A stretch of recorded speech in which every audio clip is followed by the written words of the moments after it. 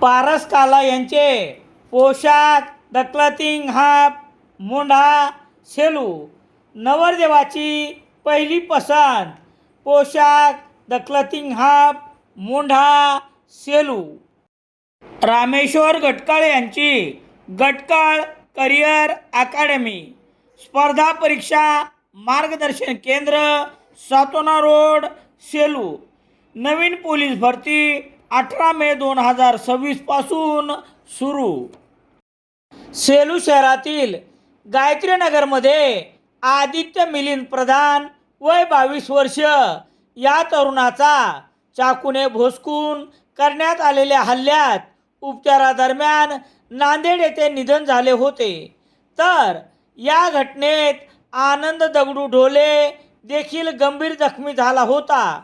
यानंतर उद्भवलेल्या परिस्थिती पोलिसांनी योग्य पद्धतीने न हाताळल्यामुळे गायत्रीनगर अशांतच होते.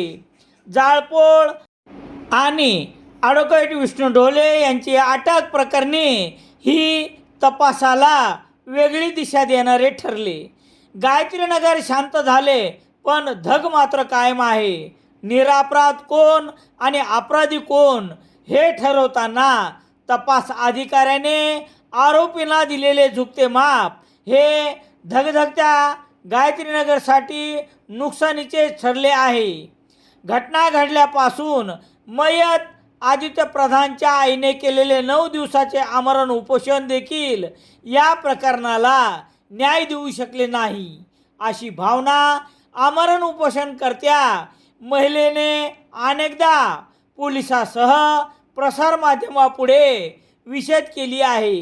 जिल्ह्यात नव्याने रुजू झालेले पोलीस अधीक्षक पंकज कुमावत यांनी सेलूस भेट दिल्यानंतर पोलीस निरीक्षक दीपक बोरसे यांच्यावर वेगळा ठपका ठेवत त्यांची बदली करून नव्याने पोलीस निरीक्षक अरुण नागरे यांच्याकडे सेलू पोलीस ठाण्याचा पदभार दिला.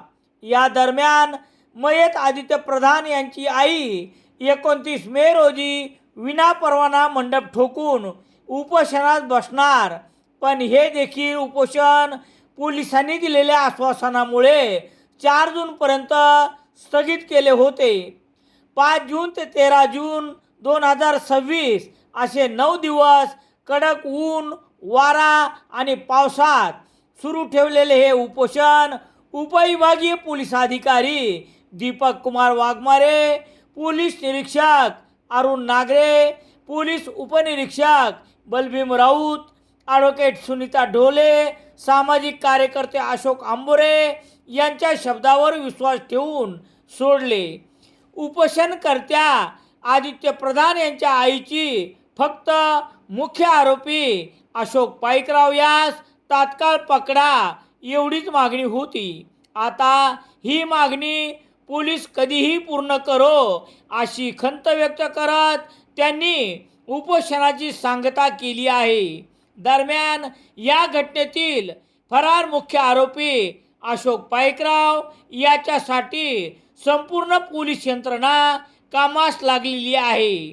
त्यांना आरोपी पकडण्यात लवकर यश येवो एवढीच अपेक्षा यावेळी व्यक्त करूया. सेलू शहरात सर्व प्रकारचे दैनिके घरपोच मिळण्यासाठी संपर्क Balaji newspaper agency, bus stand, Selu.